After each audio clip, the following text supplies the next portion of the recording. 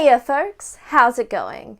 My name's Lexi and I really like tabletop games. So much so that we sit down together and review one here once a week, every week at the gaming table. If that sounds interesting to you, I encourage you to press subscribe and keep watching today's video. Today I am reviewing a game from Bully Pulpit Games. I've encountered a couple of their games in the past, and I've always been deeply impressed with what they put out.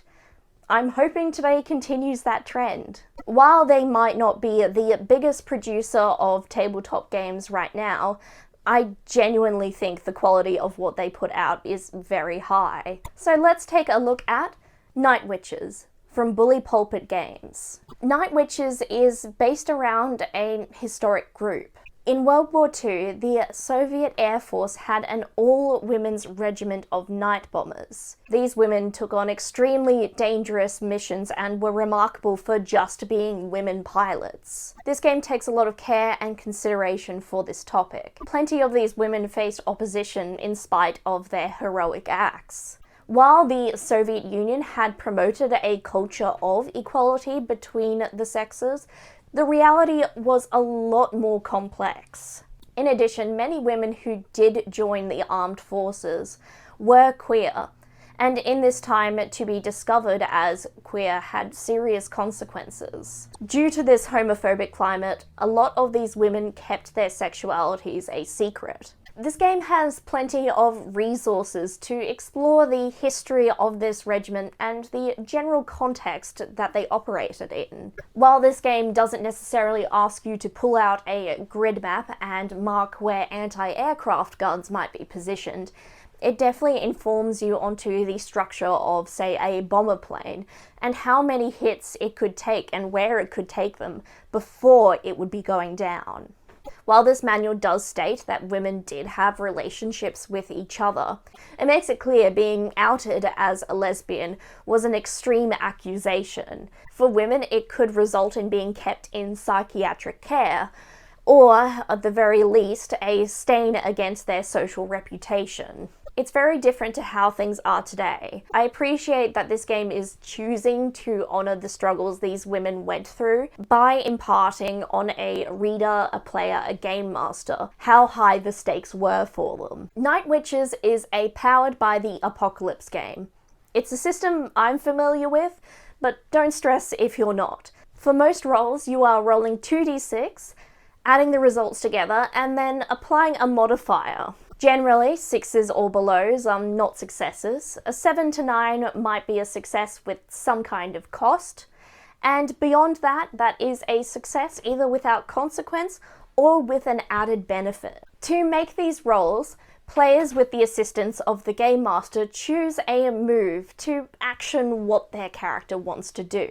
There's about 3 categories of moves. There's day and night moves, which are available to everyone, special moves, which are triggered by specific circumstances, and character moves, which might be particular to your character's build. This game doesn't use playbooks to create characters. Rather, you go through a character creation process by choosing a couple of different archetypes or roles. The first step is you choose your character's nature. There's hawks, owls, pigeons, ravens, and sparrows. This generally describes how your character would approach a problem. Then you get to select a role. There's a variety of these, from a leader to a misanthrope. These aren't necessarily a character's rank in the Air Force, rather it's sort of the role they play in the social order. The last one you select is your formal rank in the Air Force, which indicates the status and prestige that your character would have. Throughout the game, there are bonuses, improvements, or even demerits your character can take on depending on their action. This can permanently or temporarily alter the way you play your character. The game manual is pretty helpful for assisting a game master. There's some guides on how the game master can run this game. I think it's really important for a Powered by the Apocalypse game to have a clear game master section, as the game master doesn't generally roll dice in Powered by the Apocalypse. Instead of rolling dice, the manual provides suggestions of how the game master can help shape or move the story. Night Witches also provides examples of what 24 hours could look like in the lives of a bomber pilot. There's also a couple of sample missions or events that the characters could participate in. Not only are they helpful examples of what you can create in a game like Night Witches, you also can use them and just play them through with your group. The Game Master section is really helpful to run the game. Not only do you go through the actions of the day, but you're also given direction on how to push emotional storylines forward. I'm really glad this game decided to take an earnest approach to its historical inspiration.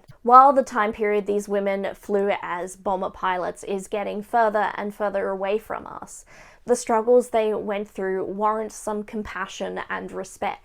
As someone who enjoys learning about history, I found this game is prompting a bit of a thought experiment for me. What would it be like to live in this time? What would it be like to be one of these pilots?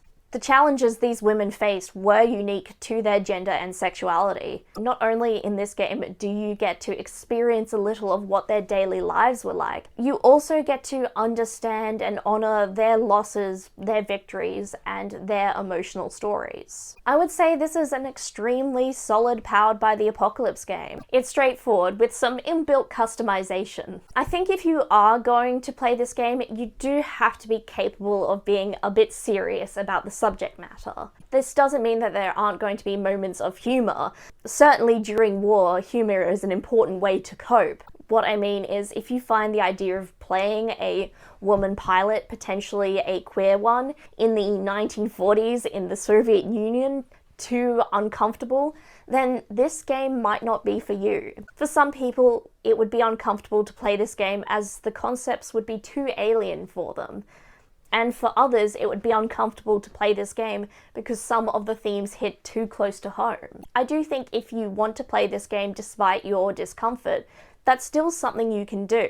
You can absolutely have fun playing this game. That's absolutely allowed. All I'm saying is this game is based around the stories and struggles of some real women who went through some extremely hard times. So it would be beneficial to the game, in my opinion, to treat that subject with a bit of seriousness or respect. If you are a history lover, I could easily see this game being in your top 10. You can purchase a copy of this game for about $25 US. I've been really lucky and I've managed to come into a second-hand copy. I was considering buying it already for full price. I just happened to get lucky. Do you enjoy a bit of historical realism? Is this sort of game something you'd be interested in, or is it intimidating? Let me know your thoughts in the comments down below. While you're there, I encourage you to like this video. If you would like to see more, you could press subscribe and turn on notifications.